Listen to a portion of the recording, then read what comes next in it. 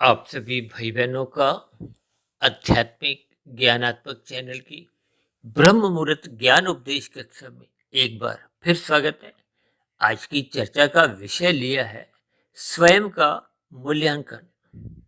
देखिए, स्वयं का अभिप्राय आपकी हमारी एक आत्मा से लिया जाता है, जबकि साधारण बोलचाल में जब हम स्वयं मैं की बात करते हैं तो ये एक स्थूल शरीर के स्तर पर, तन के स्तर पर या कुछ अंश तक मन के स्तर पर भी उसको ले लिया जाता है।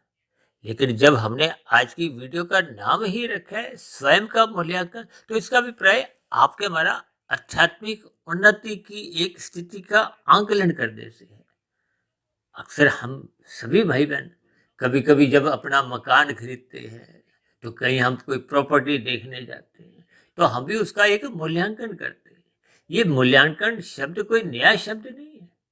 आर्थिक दृष्टिकोण से तो हम कितना ही मूल्यांकन करते हैं। घर की गृहिणी भी यदि कोई सब्जी खरीदती है, फल खरीदती है, उसका भी मूल्यांकन करती है। घर पे किसी की हम सेवाएं लेने के लिए, चाहे झाड़ू पोछा के लिए किसी को रखते हैं या और भी देखिए किसी भी प्रकार की जब हम सेवाएं लेते हैं तो अक्सर इन सभी स्थितियों पर हम खूब जांच पड़ताल करते हैं, मूल्यांकन करते हैं। यानी कि हम सदा ही लाभ के दृष्टिकोण से देखते रहते हैं, तोलते रहते हैं। लेकिन स्वयं का मूल्यांकन मनुष्य मरते दम तक कर नहीं पाता। देखिए, मनुष्य जोनी कर्म जोनी है, साधना जोनी है। देखिए, सर्वप्रथम तो आपको हमें कर्मों के स्तर पर ही मूल्यांकन करना चाहिए, क्योंकि किए गए कर्म तो वो बीज हैं जो प्रकृति रूपी धरती में बोए जाते हैं, और उन बोए गए बीजों को फसल आपको हमें ही काटनी होती है। इन सभी स्थितियों पर हम देखिए, सुबह शाम, सुबह हम ब्रह्म मुहूर्त ज्ञान उपदेश कक्षा में कुछ गंभीर विषय लेते हैं और शाम को हम संध्या बेला ज्ञान कक्षा में कुछ साधारण विषयों पर चर्चा करते हुए उन साधारण विषयों को भी हम सैद्धांतिक बातों से जोड़ने का एक प्रयास करते हैं। हमारे इस आध्यात्मिक ज्ञानात्मक चैनल में जो अब तक 2220-25 जो हमने वीडियो प्रसारित कर चुके हैं, उन सभी प्रसारित हो चुकी वीडियो में प्रकृति के 3 गुणों की ही चर्चाएं होती है। कभी कभी कोई भाई बंधु शिकायत भी करते हैं, आप तो हर रोज ही 3 गुणों की ही चर्चाएं बार बार करते रहते हो। जबकि भगवान श्री कृष्ण जी ने तो इन 3 गुणों के ज्ञान विज्ञान को गुणतम ज्ञान विज्ञान कहा है। यानी कि इस सृष्टि का जो एक गुणतम ज्ञान विज्ञान है, जिसको मनुष्य जितना चाहे समझ नहीं पाता। देखिए, हमने आज तक जो 2200 से अधिक वीडियो प्रसारित की हैं, तब भी देखिए नए नए स्थितियां मेरे समक्ष आती हैं, तभी तो नए नए वीडियो बनने की एक स्थितियां बनती हैं। जैसे जैसे कोई नए विचार आते हैं या जीवन में कुछ परिस्थितियां देखने में आती हैं, क्योंकि ये संपूर्ण माया जिसमें आप और हम रहते हैं, यानी कि हम माया से भाग नहीं सकते। आपके हमारे शरीर, स्थूल शरीर, सूक्ष्म शरीर, कारण शरीर, ये भी माया के ही बने। चेतन तत्व आत्मा है, जिसको आज हमने देखिए स्वयं के साथ जोड़ा है। स्वयं का अभिप्राय ही एक चेतन सत्ता से है। अक्सर हमारी चर्चाओं में देखिए सच्चिदानंद शब्द पे बहुत चर्चाएं होती है। इस सच्चिदानंद शब्द में ही संपूर्ण एक आध्यात्मिक स्थितियों का आप और हम ज्ञान ले सकते हैं, क्योंकि परमात्मा आनंद स्वरूप सत्ता है। आनंद में देखिए ज्ञान भी बना रहता है और ज्ञान सदा नित्य रहता है। ये जो बार बार हम आध्यात्मिक ज्ञानात्मक चैनल पे ये जो इतनी वीडियो की बात करते हैं, ये भी कोई नया ज्ञान नहीं है। ये सभी ज्ञान आपके हमारे भीतर पहले से ही है। शास्त्रों में भी देखिए वेदों का ज्ञान है, वेदों से ही उपनिषद लिखे गए, उपनिषदों से विभिन्न प्रकार के पुराण लिखे गए। देखिए, वेदों का ज्ञान एक ऋचाओं के रूप में, एक सूत्रों के रूप में विभिन्न स्थितियों पर प्रकाश डाला गया, और वेदों के ज्ञान को तो अपौरुषेय कहा गया। उसको तो किसी ने भी लिखा ही नहीं है। वो तो सृष्टि के आरंभ में परमात्मा के मुख द्वारा एक प्रकट होते, इसलिए उसको अपौरुषेय कहा जाता है। और कहीं कहीं देखिए गीता के ज्ञान को भी अपौरुषेय कहा जाता है, क्योंकि वो भी गीता एक भगवान श्री कृष्ण जी के स्वयं के बोल हैं। और बाकी जितने भी शास्त्र हैं वो तो देखिए उन शास्त्रों का ही एक मूल आधार लेते हुए उनका एक सरलीकरण किया गया। लेकिन ये सरलीकरण भी देखिए मायातीत महापुरुषों द्वारा किया गया। देखिए मैं अपनी स्वयं की स्थिति अक्सर बीच बीच में कभी कभी समझाता रहता हूँ कि मेरी स्वयं की स्थिति एक मायाबद्ध की है। मायाबद्ध का अभिप्राय मैं भी प्रकृति के 3 गुणों से बंधा हुआ हूँ। लेकिन इस बंधे हुए में देखिए शास्त्र ही बार बार कहते हैं जब जब हम प्रकृति के 3 गुणों में रजोगुण और तमोगुण का संग करते हैं तो फिर हम एक बंधते जाते हैं। फिर ये बंधने का अभिप्राय क्या है कि हम ये 84 लाख प्रकार की जो एक योनियों की स्थितियां हैं, देखिए 80 लाख प्रकार की तो नीचे की तामसी योनियां हैं। अब मनुष्य योनि पाकर यदि हम किसी कारणवश इन नीचे की योनियों में जन्म लेने को बाध्य हो जाते हैं तो फिर आपके मेरे जीवन का इसका अभिप्राय क्या है कि आपने हमने अपने जीवन का सही सही मूल्यांकन किया नहीं था। यानी कि अपने जीवन में कर्मशय की स्थितियों में कोई सुधार नहीं लाए, क्योंकि नीचे की जोनियां तो एक दंड रूपी जोनियां है, एक कष्टमय जोनियां है, एक दुखमय जोनियां है। देखिए कुल जोनियां 84 लाख की, और उन 84 लाख में से देखिए 80 लाख प्रकार की जोनियां नीचे की होना अपने आप में ही बहुत ही एक आश्चर्यजनक स्थिति है। इस पर मनुष्य चिंतन नहीं करता। देखिए मैं दिल्ली में रहता हूँ, भारत की राजधानी दिल्ली में। अब यहाँ तो देखिए 2 ही जेल बनी हुई हैं। और ये जो 80 लाख प्रकार की जोनियां हैं, भले ही ये सभी जोनियों की जीव खुलम खुला घूम रहे हैं, लेकिन ये एक दंडमय जोनियां हैं। दंड का अभिप्राय जेल की स्थितियों से भी ले सकते हो, कष्टमय स्थितियां हैं। इसलिए तो देखिए परमात्मा, क्योंकि वो तो परम दयालु है, परमात्मा के दिव्य गुणों में देखिए न्यायकारी की स्थिति भी है। अब परमात्मा किसी का पक्षपात नहीं लेते, मेरा पक्ष ले या आपका पक्ष नहीं ले, यानी कि वो पक्षपात रहित स्थिति है। और परमात्मा एक अनंत स्वरूप सत्य है, परमात्मा दया के सागर है। तो फिर ऐसी स्थिति विशेष में परमात्मा ने नीचे की सभी जोनियों के जीवों को क्रमशः अचेत रखा है। उनको अपने दुखों का देखिए बोध ही नहीं है। अब वनस्पति जोनियां देखिए 20 लाख तरह की है, 9 लाख तरह के तो समुद्र में रहने वाले जीव हैं, 11 लाख तरह के कीड़े मकोड़े कीट पतंगे, 10 लाख तरह के पक्षी, 30 लाख तरह के पशु, फिर जाके आपको हमें ये मनुष्य जोनि का एक अवसर मिला है। देखिए शास्त्रों में स्पष्ट रूप से कहा गया है कि मनुष्य जोनि तभी मिलती है। देखिए वर्तमान जीवन आपका हमारा मनुष्य जीवन का है। आपको हमें मिले हुए जीवन में कर्मों के आधार पर कर्मफल सिद्धांत के अनुसार फिर मरने के बाद देखिए मरता कौन सा है, आपका हमारा स्थूल शरीर मरता है। ये जो भीतर सूक्ष्म शरीर है और कारण शरीर है, ये तब तक नहीं मरते जब तक आप और हम ये मोक्ष की स्थिति मायातीत की स्थिति को प्राप्त नहीं होते। अभी मैं बात कर रहा था ना कि ये जो मायातीत महापुरुषों ने ये परमात्मा की प्रेरणा से शास्त्रों के ज्ञान विज्ञान को एक दिशा दी। देखिए आरंभिक ज्ञान तो वेदों का है, वेदों का ही सरलीकरण उपनिषदों में किया गया। फिर उपनिषदों का भी एक सरलीकरण विभिन्न प्रकार के पुराण लिखे। अब पुराणों में देखिए उपनिषदों से भी और अधिक सरलीकरण करते हुए उनमें कथा कहानियों द्वारा कुछ स्थितियां समझाई गई हैं, विभिन्न प्रकार के देवी देवताओं द्वारा उन स्थितियों को जोड़ते हुए, ताकि एक साधारण मनुष्य में सत्वगुण की स्थितियां बने। देखिए एक साधारण मनुष्य रजोगुण में ही अपने जीवन को यूं ही बिताता है। हालांकि रजोगुण की देखिए कोई प्रत्यक्ष रूप से कहीं निंदा नहीं है। रजोगुण को भी देखिए कोई कुसंग से नहीं जोड़ा जाता, कुसंग को तो प्रत्यक्ष रूप से तमोगुण से जोड़ा जाता है, अनीतिगत कार्यों से जोड़ा जाता है। हालांकि तमोगुण को नींद से भी जोड़ा जाता है, पदार्थों से भी जोड़ा जाता है। देखिए तमोगुण का अभिप्राय विभिन्न प्रकार के जो आप और हम पदार्थ देखते हैं, जो आपके हमारे भोग्य पदार्थ हैं। शास्त्रों में तो आपके हमारे शरीर को भी 5 पदार्थों का एक सबरिशन कहा गया। ये पृथ्वी जल अग्नि वायु आकाश का बना। अक्सर किसी की मृत्यु होने पे एक शमशान घाट में ऐसे शब्द सुनने को मिल जाते हैं कि 5 तत्वों का बना था, 5 तत्वों में ही लीन हो गया। आपके हमारा शरीर माता के गर्भ में निर्माण होता है, 9 माह में ये तैयार होता है। ये स्थूल शरीर है। ये स्थूल शरीर का अभिप्राय 84 लाख प्रकार की योनियों से है। इसमें महत्व केवल और केवल मनुष्य जीवन का ही है। अब नीचे की जोनियां तो देखिए एक दंड रूपी जोनी है, ठीक इसी तरह ऊपर की जोनियां एक पुरस्कार के रूप में। अब पुरस्कार का अभिप्राय क्या है? देखिए समाज में भी आप देखते हो सरकार द्वारा विभिन्न प्रकार के पुरस्कार दिए जाते हैं। वो तो एक आदर है, एक सुख में स्थिति।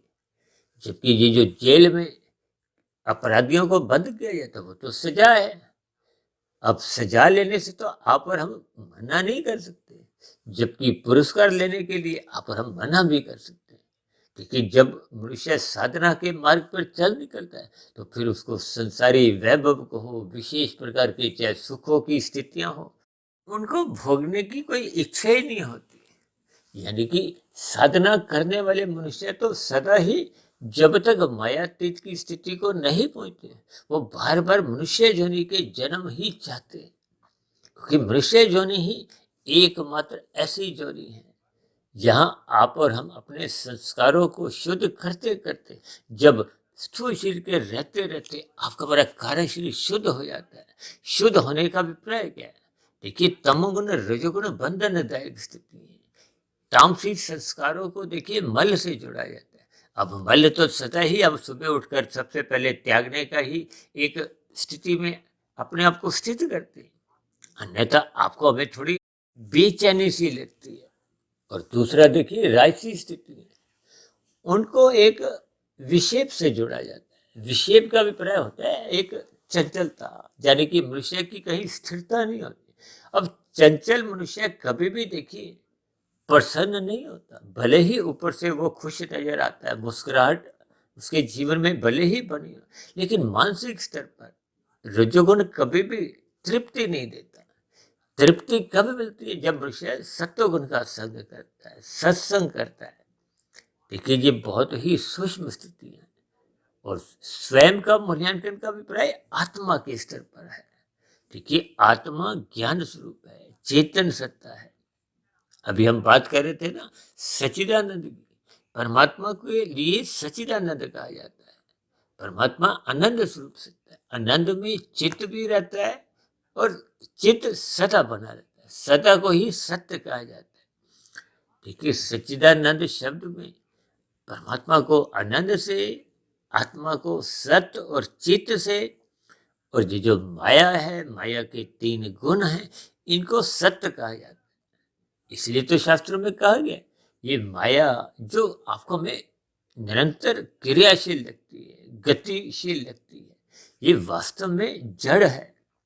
जड़ का अभिप्राय क्या है? जिसमें कोई स्वयं की इच्छा शक्ति नहीं होती। अब देखिए घर में आपके फ्रिज रखा है, गीजर रखा है, अब वो किसी भी प्रकार से कोई भेदभाव नहीं करता। उसमें तो जब भी कोई चेतन सत्ता उसका इस्तेमाल करेगी तो वो फ्रिज को हो, गीजर को हो, जैसा जैसा उसका स्वभाव है वो अपने स्वभाववश वो अपना एक कार्य करता हुआ दिखाई देता है। अब देखिए ये जो हम घर पे गीजर ऑन करते हैं, चाहे बच्चा ऑन करे, चाहे एक घर की गृहिणी ऑन करे, चाहे आप और हम ग्रहण करें, चाहे कोई बाहर का एक मेहमान उसको ऑन करे, वो तो पानी गर्म ही करेगा। ठीक इसी तरह फ्रिज का स्वभाव पानी को ठंडा करने के, यानी कि यंत्र अपना स्वभाव कभी भी बदल नहीं सकते। देखिए इन सूक्ष्म स्थितियों को मैं बहुत ही सरल शब्दों में एक समझाने का प्रयास करता हूँ, क्योंकि हम ये सभी वीडियो चाहे संध्या बेला ज्ञान कक्षा की हो, चाहे ब्रह्म मुहूर्त ज्ञान उपदेश कक्षा की हो, हम केवल इन सभी वीडियो पर जो एक बनाने का काम है वो ब्रह्म मुहूर्त में ही करते हैं। क्योंकि ये एक सतोगुण की शुद्धतम स्थिति है। क्योंकि तमोगुण से अच्छा गुण रजोगुण है, रजोगुण से अच्छा गुण सतोगुण है। इन गुणों को आप यंत्र भी समझ सकते हो, जिस यंत्र का हम संग करते हैं। देखिए गीजर का संग किया तो गर्म पानी आता है, सर्दियों में हम गर्म पानी से नहाते। अब गर्मियों में हम बार बार ठंडे पानी से, ठंडे पदार्थ देखिए इनका संग करते हैं। अब जैसा जैसा आपकी हमारी एक आवश्यकता होती है। देखिए, मनुष्य जीवन में आपकी हमारी आवश्यकता क्या है कि ये जो जन्म मरण की स्थिति है, क्योंकि भगवान श्री कृष्ण जी ने आपके मेरे सबके जन्म को ही एक दुखालय स्थिति से जोड़ा है। देखिए, यहाँ भौतिक जगत में कोई बड़े से बड़ा उद्योगपति हो, भले ही देखिए आजकल कुछ दिन पहले कुछ प्री वेडिंग की बहुत चर्चाएं अखबारों में, एक टीवी के माध्यम से विभिन्न चर्चाएं होती रही, जिसपे देखिए हजारों लाखों करोड़ों रुपया कितना खर्च हुआ। लेकिन ये सभी स्थितियां मन को तृप्ति नहीं देती। देखिए, स्थूल शरीर के स्तर पर हम जितनी भी मुस्कुराहट में अपना जीवन बिताएं, जितने भी सुख सुविधा के साधनों में अपना जीवन बिताएं, लेकिन मन के स्तर पर देखिए ये जितने भी सुख हैं ये तो स्थूल शरीर के स्तर पर है। स्थूल शरीर की एक निश्चित आयु है। बचपन अवस्था तो अबोध होती है, उसमें तो सुख दुख का कोई विशेष ज्ञान नहीं रहता। देखिए, भौतिक उन्नति करने का भी कोई बच्चे में कोई एक इच्छा नहीं होती, लेकिन युवावस्था में भौतिक उन्नति करने की मन में एक इच्छा जागृत होती है। वो क्यों? क्योंकि भोगों में रुचि होती है। भोगों में रुचि क्यों होती है? क्योंकि युवावस्था में रजोगुण प्रधान होता है। अब रजोगुण का ऐसा स्वभाव है कि रजोगुण के कारण आपके हमारे भीतर में विषय भोगों को भोगने की एक लोलुपता जागती है, एक रुझान होने लगता है, एक रुचि जागृत होने लगती है। ये जो स्त्री पुरुष का जो एक आपसी आकर्षण है, ये भी रजोगुण के कारण शास्त्रों में भी स्वीकार किया गया। ये सभी स्थितियां आपको हमें चंचल करती हैं, क्रियाशील करती हैं, और क्रिया को ही रजोगुण से जोड़ा जाता है। अक्सर युवाओं में ऐसी क्रियाशीलता बहुत अधिक देखी जाती है, क्योंकि इसके पीछे का कारण क्या है कि एक युवक अधिक से अधिक धन कमाना चाहता है, और कभी कभी इसी धन कमाने के चक्कर में मनुष्य में भटकाव की स्थितियां आ जाती है। अब क्योंकि रजोगुण में तो ज्ञान धुंधला होता है, धुंधले ज्ञान में देखिए आपको में अधिक दूरी का नजर नहीं आता कि जो काम हम युवा अवस्था में कर रहे हैं वो भविष्य में, देखिए छोटा भविष्य तो आपका हमारा वृद्धावस्था है, जबकि बड़ा भविष्य तो देखिए मृत्यु के बाद की स्थितियां हैं। ये जो 84 लाख प्रकार की योनियां हैं, क्योंकि कर्मफल सिद्धांत के अंतर्गत इन सभी स्थितियों का जो एक निर्धारण है वो क्रमशः के आधार पे किया जाता है। ये सभी स्थितियां अपने आप ही प्रकृति की एक व्यवस्था में, कि प्रकृति की एक व्यवस्था अनादि काल से सुचारू रूप से अपने आप ही चल रही है। इस व्यवस्था को परमात्मा की ब्रह्म शक्ति द्वारा अनादि काल से, क्योंकि माया तो जड़ है, जैसे घर में अभी बताया कि फ्रिज और गीजर तो जड़ है, इसमें जब तक चेतन सत्ता नहीं आती, चाहे विद्युत शक्ति हो चाहे वो बैटरी की स्थिति हो। देखिए, हम भी जो पंखा ऑन करते हैं तो हम एक चेतन सत्ता है। यदि किसी की देखिए मृत्यु हो जाती है, उसका शरीर जड़ है, तो वो तो पंखे को ऑन करने की स्थिति में नहीं है। देखिए, शब्दों के आपको हमें भावार्थ पकड़ने हैं कि शास्त्र आपको हमें संदेश क्या देना चाहते हैं, मनुष्य जीवन का क्या महत्व है, ये स्थूल शरीर, सूक्ष्म शरीर, कारण शरीर की क्या क्या स्थिति है, प्रकृति के 3 गुण कैसे कैसे कार्यरत हैं, परमात्मा की सत्ता क्या है, इन सभी स्थितियों पर जब तक हम आंकलन नहीं करते तो फिर मनुष्य स्वयं का मूल्यांकन भी कर नहीं पाता। देखिए, हम आर्थिक मूल्यांकन तो युवावस्था में करते ही रहते हैं। कोई 10 लाख के पैकेज पे है तो वो 12 लाख के पैकेज की ओर भागता है। हालांकि सूक्ष्म स्तर पर देखिए, हम जहाँ कहीं भी नौकरी कर रहे हैं, उस नौकरी के घंटों में ही यदि हम नई नौकरी के लिए आवेदन भी देते हैं, उसके बारे में हम विचार भी करते हैं, तो भी ये सूक्ष्म स्तर पर एक पाप कर्मों का क्रमशः बढ़ाता है। अब देखिए, राशि मनुष्य का तो ये धुंधला ज्ञान होता है, इतनी दूरी की तो बात एक सात्विक मनुष्य को भी समझ नहीं आती, क्योंकि अंतोगत्वा हम सभी भाई बहन देखिए आनंद चाहते हैं। आनंद इसलिए चाहते हैं क्योंकि आत्मा आनंद स्वरूप तकनीकी रूप से है ही नहीं, और ये आनंद अज्ञानतावश हम माया में ढूंढते हैं, संसारी रसगुल्लों में ढूंढते हैं। संसारी रसगुल्लों में ढूंढने के कारण ही मनुष्य को जब संसारी रसगुल्लों की प्राप्ति नहीं होती तो कभी कभी मनुष्य अज्ञानतावश पाप कर्म कर जाता है। ये तामसी स्थितियां, निंदनीय स्थितियां जितनी भी हैं, भागवत पुराण में तो देखिए स्पष्ट शब्दों में दूध कीड़ा, मद्यपान, स्त्री संग, हिंसा और अनीतिगत कार्यों से कमाया गया जो धन है, ये निंदनीय स्थान है, तामसी स्थिति है, निषेध कर्म है। देखिए शास्त्र आपको में जिन जिन कर्मों को करने की अनुमति देते हैं वो विहित कर्म है, और जिनको मना करते हैं मत करो वो निषेध कर्म है। निषेध कर्म होने से आपको में फिर कर्मफल सिद्धांत के अंतर्गत उसका दंड मिलता है। ये एक बहुत ही साधारण सी स्थिति है। इसीलिए तो मनुष्य को देखिए स्वयं का मूल्यांकन करना चाहिए। मनुष्य देखिए आर्थिक स्तर पर ही मूल्यांकन करता रहता है, लाभ से लोभ की ओर भागता है, लोभ से संग्रह की ओर। और आजकल तो देखिए राजनीतिक स्तरों पर ही बहुत प्रकार के आजकल घोटालेबाजी की स्थितियां सुनने में, पढ़ने में, कुछ देखने में आती है।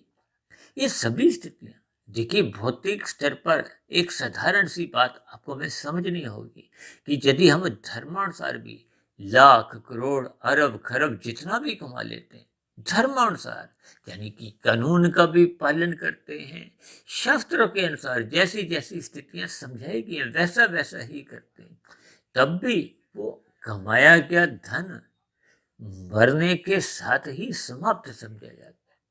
देखिए स्थूल शरीर के स्तर पर जब ये युवावस्था के बाद धीरे धीरे प्रौढ़ अवस्था आती है, प्रौढ़ अवस्था के बाद वृद्धावस्था की दहलीज में पहुंचते पहुंचते तो आपके हमारे स्थूल शरीर की जो एक ज्ञानेंद्रिय है, जो 5 भोग्य विषयों का सुख भोगती है, नाक, जिब्या, आंख, त्वचा, कान और 5 कर्मेंद्रियां, हाथ पैर वाणी लिंग, ये शिथिल पड़ने लगती है, कमजोर होने लगती है। ऐसा आपका मेरा स्वयं का ही अनुभव है। देखिए मैं तो सभी चर्चाएं शास्त्रों के अनुसार तो समझाने का प्रयास करता ही हूँ, लेकिन साथ के साथ आपके हमारे जो अनुभव की स्थितियां हैं उन शास्त्रों की बातों को आपके हमारे जीवन में जो जो अनुभव होते जाते हैं उनके स्तर पर समझाने का एक प्रयास करता हूँ। हालांकि देखिए मेरा तो व्यक्तिगत ऐसा मानना है कि शास्त्रों में एक एक शब्द बहुत ही नपा तुला तोल तोल के कहा गया है। उनके कहे जाने का भी एक क्रम है, जैसे धर्म, अर्थ, काम, मोक्ष की जो एक स्थिति है। देखिए धर्म को प्रथम स्थान पे रखना आपके हमारे जीवन की एक अनिवार्य स्थिति है, और जो मनुष्य धर्म को प्रथम स्थान पे नहीं रखता, अब देखिए राजसी मनुष्य तो धर्म को धीरे धीरे प्रथम स्थान से हटाने लगता है। क्यों? क्योंकि उसका अर्थ और काम, ये 2 स्थितियां, देखिए अर्थ का अभिप्राय धन से है। अब धन का देखिए जब हम लाभदायक स्थितियों में जाते हैं तो शास्त्र भी इसका कोई विरोध नहीं करते। यदि आप और हम देखिए लोभ में भी जाते हैं, यानी कि अधिक स्तर पर भागदौड़ करते हुए लोभ करते हैं, अधिक धन कमाना चाहते हैं, लेकिन धर्मानुसार का मतलब ये है कि आपकी किसी भी क्रिया द्वारा किसी भी अन्य मनुष्यों को, अन्य प्रकृति के जीवों को, प्रकृति की व्यवस्था के संतुलन में किसी भी प्रकार का आप दुख उत्पन्न करने का प्रयास नहीं करना, अन्यथा आपके हमारे चिल्लान करते हैं। अक्सर मैं देखिए ये कर्मफल सिद्धांत की स्थितियों को, धर्म की स्थितियों को समझाने के लिए आजकल तो देखिए लोग धर्म की चर्चाएं तो बहुत करते हैं, लेकिन धर्म के सही सही अर्थ भाव अपने व्यक्तिगत जीवन में अपनाते नहीं। देखिए जब हम अपने कर्तव्य कर्म का पालन ही नहीं करते, देखिए व्याख्या करने में तो देखिए शब्दों द्वारा मात्र एक उच्चारण करना होता है, यदि हम उनको अपने जीवन में अपनाते नहीं, क्योंकि आपके हमारे कर्तव्य कर्म का पालन होने से ही अन्य मनुष्यों के अलावा देखिए प्रकृति के शेष जो जोनियों के जीव हैं उनके भी अपने कुछ अधिकार हैं। देखिए मनुष्य तो अपने अधिकारों के लिए लड़ता मरता रहता है, विभिन्न प्रकार के कानून का भी सहारा लेते हुए एक अपनी स्थिति को मजबूत करता है, लेकिन हम अपने कर्तव्य कर्मों का पालन नहीं करते। देखिए मेरा कर्तव्य कर्म दूसरों के अधिकारों की रक्षा के लिए, और दूसरों का कर्तव्य कर्म मेरे अधिकारों की एक रक्षा के लिए। ये स्थितियां जब समाज में एक संतुलित स्तर पर बनी रहती, लेकिन भगवान राम जी ने त्रेता युग में अवतार लेते हुए ये मर्यादाओं का पाठ पढ़ाया। ये मर्यादाएं, कर्तव्य, ये सब एक ही बात है। धर्म को हो, मर्यादा को हो, और यही उपदेश भगवान श्री कृष्ण जी ने द्वापर युग में आते हुए यही एक ज्ञान संदेश दिए। गीता में इन्हीं सभी स्थितियों पर वर्णन किया गया। प्रकृति की जो कर्मफल सिद्धांत की स्थितियां हैं, प्रकृति के ये जो 3 गुण कैसे कैसे कार्यरत होते हैं, मनुष्य के जीवन का क्या लक्ष्य होना चाहिए, यानी आपके हमारे कर्मों की और साधना करने की स्थितियों का जो कर्म योग, ज्ञान योग, भक्ति योग की स्थिति है, इन सभी स्थितियों पर आपको हमें मूल्यांकन करना है। इसलिए तो आज हमने वीडियो का नाम ही कह रखा है, स्वयं का मूल्यांकन। देखिए, हम आर्थिक स्तर पर ही मूल्यांकन करते रहते हैं, और कभी कभी तो मनुष्य देखिए आर्थिक स्तर पर इतना अधिक गहरे तल पर उतर जाता है, तो फिर उसका अर्थ बिगड़ जाता है। ये अर्थ बिगड़ता क्यों है? क्योंकि हम अधिक कामनाएं अपने मन बुद्धि के स्तर पर बना लेते हैं। आज 24/7 विषय भोगों की जो एक स्थितियां हैं, ये स्थितियां मनुष्य को अधिक धन कमाने के लिए एक बाध्य कर देती। देखिए, धर्मानुसार यदि हम अधिक धन कमाते हैं तो कानून भी आपका कोई रोड़ा नहीं अटकाते, कोई बाधक नहीं बनती। शास्त्र भी आपको मना नहीं करते। ये अलग बात है कि शास्त्र आपको बार बार सलाह देते हैं कि ये अधिक धन आपके हमारे काम नहीं आता, क्योंकि भौतिक उपलब्धियां जितनी भी हम हासिल करते हैं, चाहे पद के स्तर पर हो, चाहे मान प्रतिष्ठा के स्तर पर हो, चाहे धन के स्तर पर हो, ये केवल स्थूल शरीर के स्तर तक ही, यानी कि जब तक आपका हमारा स्थूल शरीर जीवित है, ये भौतिक स्थितियां तब तक ही काम की हैं। उसके बाद तो देखिए, चाहे कोई प्रधानमंत्री हो, चाहे बहुत बड़े से बड़ा उद्योगपति रहा हो, फिल्मी जगत का सुपरस्टार रहा हो, खेल जगत का नामी गिरामी खिलाड़ी भी रहा हो, मरने के बाद ये सभी स्थितियां समाप्त समझी जाती हैं। यदि हम आध्यात्मिक स्तर पर, यानी कि कारण शरीर में अपने संस्कारों की स्थिति में सुधार लाते हैं, जिसको भगवान श्री कृष्ण जी ने कर्म योग, ज्ञान योग, भक्ति योग की स्थितियों से समझाया। ये योग की स्थितियां तभी बनती हैं जब मनुष्य स्वयं का मूल्यांकन करता है, स्वयं को एक चेतन स्वरूप आत्मा समझता है। और जब जब हम स्वयं को ही स्थूल शरीर समझते हैं, स्थूल शरीर के साथ ही उपाधियां जोड़ देते हैं, तो फिर निश्चित रूप से आपको हमें स्थूल शरीर के स्तर पर ही भागदौड़ करने की एक इच्छा जागृत होती है।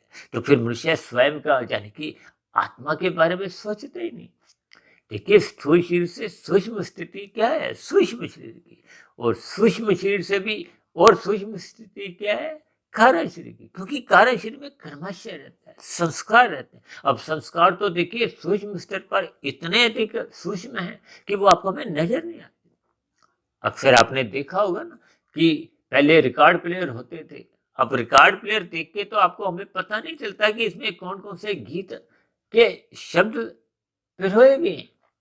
वो रिकॉर्ड प्लेयर जब बजता है तो पता चलता है कि उसमें कौन सा गाना भरा हुआ है। यानी कि ये संस्कार बहुत ही सूक्ष्म स्तर पर स्वयं के भी आपको हमें समझ नहीं आते। ये समझ में तब आते हैं जब मन बुद्धि के स्तर पर विचार आते हैं, वृत्तियां जागती हैं, फुरने उठते हैं। कभी कभी देखिए, हम 20 साल से ईमानदार हैं, लेकिन कुछ परिस्थितियां ऐसी सामने आई कि मनुष्य ने चोरी कर ली। तो फिर चोरी किस लिए की? क्योंकि वो चोरी का संस्कार पहले था, क्या वो 20 साल से दबा हुआ था। यानी कि संस्कार दबे हुए हैं, कमजोर हैं, सोए हुए हैं, वो कभी भी जाग सकते हैं। अगर बीज रूप में वो जल गए हैं तो फिर उनका एक जगने का कुछ प्रश्न ही नहीं होता। यानी कि शास्त्र कहते हैं कि जब तक हम बुरे संस्कारों को दग्ध बीज नहीं करते, देखिए बीज में अंकुरण की संभावना तब तक बनी रहती है जब तक वह जलता नहीं है। कमजोर एक बीज भी एक जगने लगता है, उसमें अंकुरण होता है, अंकुरण से वो पौधा बनता है, पौधे से उसको और अधिक जब अनुकूल परिस्थितियां मिलती है तो पेड़ बन जाता है। अब पेड़ में फिर वो एक सुख दुख रूपी फल लगते हैं।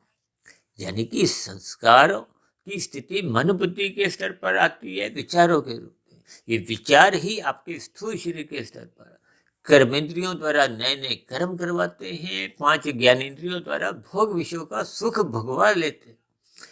ये सभी स्थितियां, स्थूल शरीर तो देखिए एक यंत्र है, इस पर नियंत्रण किसका है? मन का। और मन के ऊपर एक बुद्धि तत्व तो रखा गया कि वो सही गलत की पहचान करे। बुद्धि में ही सही गलत की पहचान करने का, मूल्यांकन करने का, जैसे हम बुद्धि के स्तर पर देखिए निर्णय लेते हैं ना कि 10 लाख से अब 12 लाख की नौकरी मिल रही है तो हम 10 लाख की छोड़ देते हैं।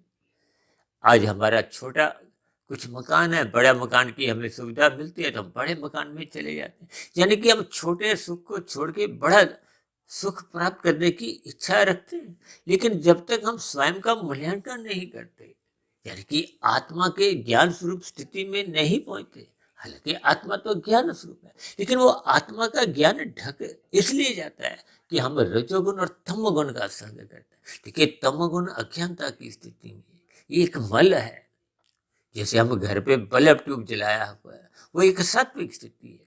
उस पर यदि हम रंगीन कोई चादर डालते हैं, रंगीन कपड़ा डाल देते हैं, रंगीन कोई कागज लगा देते हैं, तो थोड़ा थोड़ा धुंधला प्रकाश बाहर रहता है। भले ही उस धुंधले प्रकाश में हम पढ़ नहीं पाते, कोई पुस्तक पढ़ना चाहे तो हम पढ़ नहीं सकते। इसलिए तो कहते हैं वो धुंधली स्थिति की है, वो राशि स्थिति है। इसलिए तो राशि मनुष्य का दिमाग सही से काम नहीं करता, वो अपना लाभ सही देखता नहीं। भले ही आर्थिक स्तर पे वो सोचता है अधिक धन कमा लिया। अक्सर मैं अपनी चर्चाओं में कहता रहता हूँ कि मनुष्य ने देखिए खाने तो 100 रुपये, 1000 रुपये उसने धर्मानुसार कमा भी लिए, फिर भी अज्ञानतावश वो लाखों रुपए की हेरा फेरी करता है।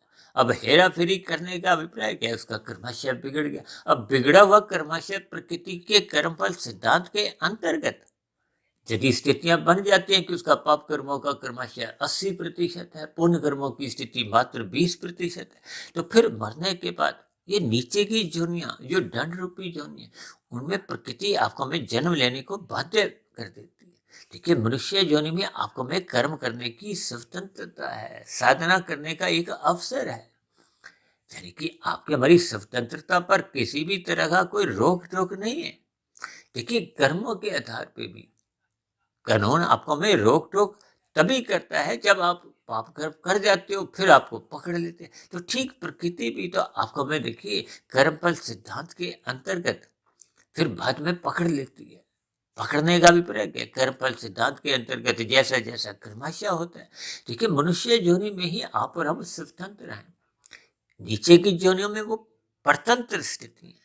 अब कुत्ता अपनी जोनी को बदल नहीं सकता, वो जैसी जैसी दुखमय स्थिति है उसमें उसको अपना जीवन बिताना होता है, क्योंकि परमात्मा परम दयालु हैं। परमात्मा ने नीचे की जोनियों को क्रमशः इसलिए अचेत रखा है ताकि उनको बोध ना हो। लेकिन आपको हमें तो देखिए सचेत रखा है। अब सचेत होते हुए यदि हम गुटखा, तंबाकू, मादक पदार्थ खाते हुए अपने आप को अचेत करते हैं, तो इसमें देखिए आपकी हमारा स्वयं का मूल्यांकन गलत है। हमने स्थूल शरीर के स्तर पर गलत निर्णय ली। देखिए, निर्णय कहो, मूल्यांकन कहो, ये एक ही बात है। यानी कि आपका हमारा निर्णय जो हम स्थूल शरीर के स्तर पर अक्सर लेते रहते हैं, इसको आपको में सूक्ष्म शरीर के स्तर पर तोलना चाहिए, मन बुद्धि के स्तर पर। देखिए, बुद्धि भी सात्विक तभी रह पाती है, सही गलत की उसको सही विचार तभी होते हैं जब वो सत्संग करती है। अन्यथा सत्संग नहीं करती तो फिर वो बुद्धि भी राशि बन जाती है। अब मन तो पहले से ही राशि है, उसकी विषय भोगों में रुचि बनी रहती है, तो फिर मन बुद्धि की दोस्ती होते हुए मन के साथ बुद्धि भी फिर विषय भोगों में लग जाती है। और आजकल तो देखिए लोग बुद्धि के स्तर पर विभिन्न प्रकार के जो आर्थिक अपराध करते हैं, तो फिर बुद्धि तामसी बन जाती है। अब तामसी बुद्धि होने से वो पाप कर्म करवाती है। अब पाप कर्म होने से कर्माशय बिगड़ जाता है। ये बिगड़ा हुआ कर्माशय ही नीचे की जोनियों में फिर अधोगति करवाती है। इन सभी स्थितियों को आपको में समझना होगा। ये मनुष्य जोनि और अन्य जोनि के अनुपात पे भी चिंतन करना चाहिए।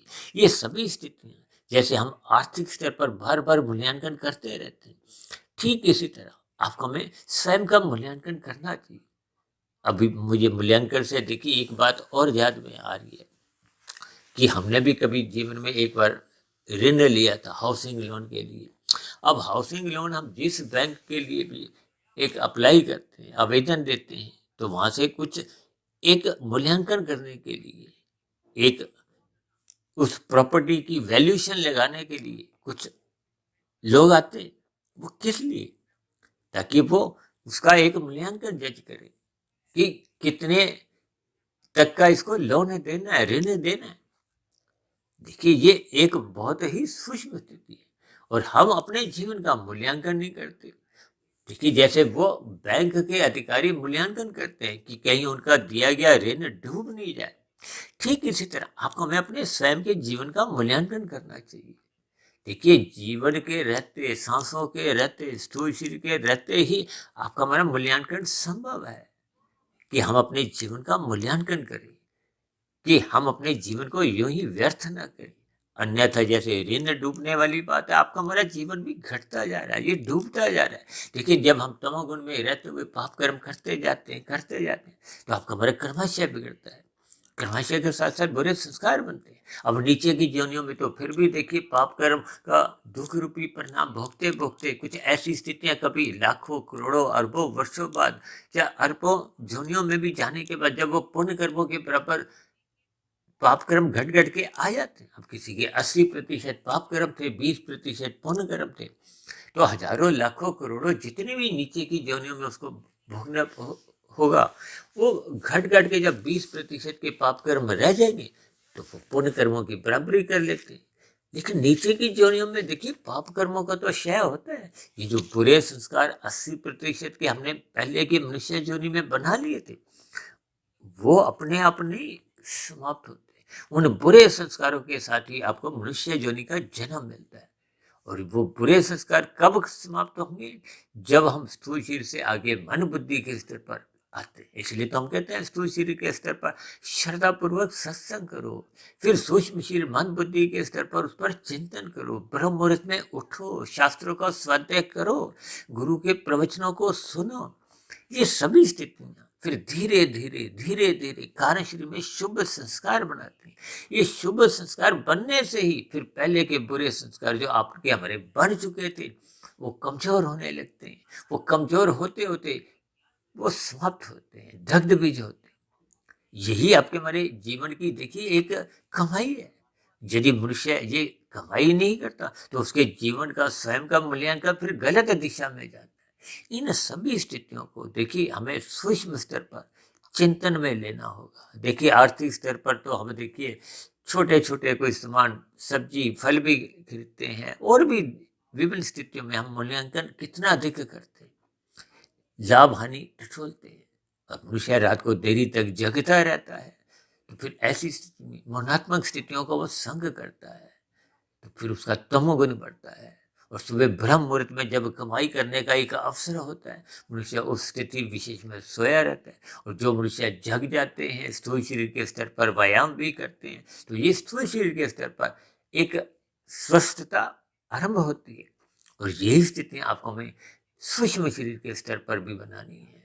देखिए, स्थूल शरीर के स्तर पर स्वस्थ होने का कोई शास्त्र भी विरोध नहीं करते। हमने तो तकरीबन 3 वर्ष पहले एक वीडियो प्रसारित किया था, स्वस्थ स्थूल शरीर की कसौटी, जिसमें हमने वात कफ पित्त के ऊपर चर्चा रखी थी। यानी कि स्थूल शरीर तो स्वस्थ रहना ही चाहिए, ताकि मन बुद्धि की जो आध्यात्मिक उन्नति है वो निरंतर एक गति पकड़े।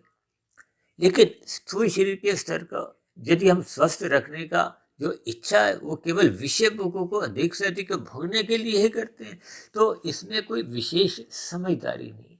यानी कि कुल मिलाकर हम सभी भाई बहनों को अपने कारण शरीर को शुद्ध करना है, क्योंकि कारण शरीर जैसे जैसे शुद्ध होगा तो वो जो स्वयं है, जो आत्मा है, देखिए कारण शरीर में जैसी जैसी स्थितियां होती हैं उसी की ही परछाई आत्मा पे पड़ती है। आत्मा का कभी भी प्रत्यक्ष अप्रत्यक्ष रूप से संसारी रसगुल्लों को भोगने की, 5 भोग्य विषयों को भोगने की कभी भी इच्छा नहीं होती, क्योंकि वो तो चेतन सत्ता है। आत्मा का संबंध एक परमात्मा से है, परमात्मा आनंद स्वरूप है। लेकिन ये सम्मुखता तभी बनती है जब कारण शरीर में ये जो काली और धुंधली परछाई है, तामसी और राजसी स्थितियों की जो स्थिति है, वो कमजोर पड़ती हैं। और ये कमजोर तभी पड़ते हैं जब मनुष्य श्रद्धा पूर्वक सत्संग करता है। तो इसलिए मेरी आप सभी भाई बहनों से विनती है कि हम सभी भाई बहनों को श्रद्धापूर्वक सत्संग करना होगा। हालांकि आरंभिक स्थितियों पे तो देखिए राशि मनुष्य का सत्संग भी बेमन से होता है। जैसे आरंभिक स्तर पर देखिए बच्चों को स्कूल भेजा जाता है, नर्सरी कक्षा है, अभी प्ले स्कूल है, तो बच्चे अक्सर रोते धोते जाते हैं। लेकिन 8वीं 10वीं कक्षा में बच्चा कोई भी रोते धोते नहीं जाता, क्योंकि अब उसको भौतिक ज्ञान का एक मूल्य समझ में आ गया है, उसका महत्व समझ में आ गया है। ठीक इसी तरह राशि मनुष्य भी देखिए कर्मकांड करते हुए, मात्र सत्संग करते हुए दिखाई देते हैं, उनका मन की रुचि नहीं होती। देखिए ये बहुत ही एक कटु सच्चाई है। इन सभी स्थितियों को आपको में समझना होना चाहिए। हालांकि शास्त्रों में भी देखिए ये बेमन से किए गए सत्संग की भी कोई आलोचना नहीं है, कोई निंदा नहीं है, क्योंकि आरंभिक स्तर पर हमारा आपका सबका ही सत्संग बेमन से होता है। यानी कि जो आज 10वीं कक्षा में है, 12वीं कक्षा में, वो भी तो कभी ना कभी पहली दूसरी कक्षा में रहे थे, नर्सरी कक्षा में रहे थे, प्ले स्कूल में रोते धोते ही गए थे। इन सभी स्थितियों की आपको हमें भावार्थ समझते हुए अपना स्वयं का मूल्यांकन करना है, यानी कि आत्मा को शुद्ध क्रमशः करते जाना है। आत्मा और परमात्मा का देखिए सजातीय संबंध है, दोनों एक ही जाति की हैं, दोनों चेतन सत्ता है। जबकि स्थूल शरीर तो देखिए माया का बना है, ये भोग विषयों का ही एक परिणाम है। इसको भी देखिए भोग दृष्टिकोण से नहीं, ज्ञान दृष्टिकोण से देखना है, क्योंकि 5 भोग्य विषय गंध रस रूप स्पर्श और शब्द, इन भोगों का ही देखिए आपका हमारा शरीर एक परिणाम रूप में, ये एक प्रकृति की एक व्यवस्था है। इन 5 भोग्य विषयों को ही सूक्ष्म भूत भी कहा जाता है, और ये आपके हमारे जो शरीर है ये स्थूल भूत कहे जाते हैं। देखिए इस संपूर्ण प्रकृति की व्यवस्था को हम जितना जितना सूक्ष्म स्तर पर समझते हैं, इसलिए तो हम कहते हैं स्थूल शरीर के स्तर पर, फिर धीरे धीरे सूक्ष्म स्तर पर उतरो, फिर सूक्ष्म शरीर से कारण शरीर पे उतरो, फिर आप और हम आत्मा के स्तर पर उतरते हैं, फिर आत्मा से फिर हम परमात्मा की ओर सम्मुखता होने से आपकी हमारी क्रम से आध्यात्मिक उन्नति होते होते एक ऐसी पूर्ण स्थिति बन जाती है जिसको एक कार्य शरीर का 100% शुद्धिकरण को हो, मायातीत की स्थिति को, क्योंकि स्थूल शरीर के रहते रहते ही ये जो स्थिति मायातीत की बन जाती है, तो फिर स्थूल शरीर तो देखिए बिना प्रयासों के सबके ही मरते आए। केवल स्थूल शरीर के मरने मात्र से आपकी हमारी मुक्ति नहीं होती। फिर कार्य शरीर यदि जितने जितने अंश में अभी जिंदा है, या कारण शरीर में जो कर्मस्य है, संस्कारों की स्थिति, उसके आधार पर फिर अगली स्थितियां होती हैं, अगली जोनि का निर्धारण होता है। और यदि स्थूल शरीर के रहते रहते कारण शरीर पूर्ण रूप से शुद्ध हो गया, मायातीत की स्थिति होगी, तो फिर स्थूल शरीर के मरने पे आत्मा पर किसी भी प्रकार का कोई बंधन नहीं होता, तो फिर भौतिक शरीर की कोई प्राप्ति नहीं होती। जब बंधन समाप्त, तो फिर भौतिक शरीर की प्राप्ति न होकर मोक्ष की स्थिति, एक मायातीत की स्थिति, एक आध्यात्मिक शरीर की प्राप्ति हो, हम लंबे काल के लिए एक आनंदमय स्थिति में अपना जीवन व्यतीत करते हैं परमात्मा के सानिध्य में। देखिए तकनीकी रूप से तो आत्मा केवल ज्ञान स्वरूप ही रहती है, लेकिन इस ज्ञान स्वरूप स्थिति में हम लंबे काल के लिए आनंदमय स्थितियों में अपना जीवन व्यतीत करते हैं।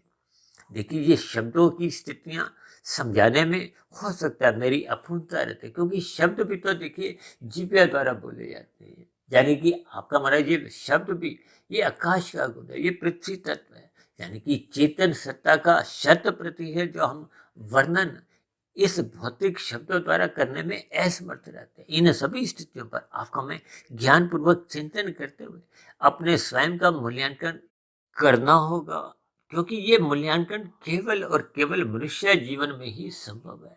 तो ऐसी सभी शुभ सात्विक स्थितियां हम सभी भाई बहनों के जीवन में भी निरंतर बनना आरंभ हो। इन्हीं शुभ कामनाओं के साथ आज की चर्चा विशेष को अब हम यही विश्राम देते हैं। शाम को फिर मिलते हैं संध्या बेला ज्ञान कक्षा में। तब तक आप अपने आध्यात्मिक मित्र सुधीर भाटिया फकीर को इजाजत दें। फिर भी आज की वीडियो संबंधित आपके मन में कोई प्रश्न उठ रहे हो, कोई मेरी कही गई बातों पर आपको कोई आपत्ति हो, शिकायत हो, कोई मेरी कही गई बातें आपको तर्क संगत सही नहीं लगती हो, आधी अधूरी लगती हो, तो आपके प्रश्नों का, आपके सुझावों का और आपकी शिकायतों का नीचे दिए गए कमेंट्स बॉक्स पर सदा ही स्वागत है। इस चर्चा विषय को ध्यानपूर्वक, धैर्यपूर्वक, गंभीरतापूर्वक सुनने के लिए आप सभी भाई बहनों का बहुत बहुत धन्यवाद।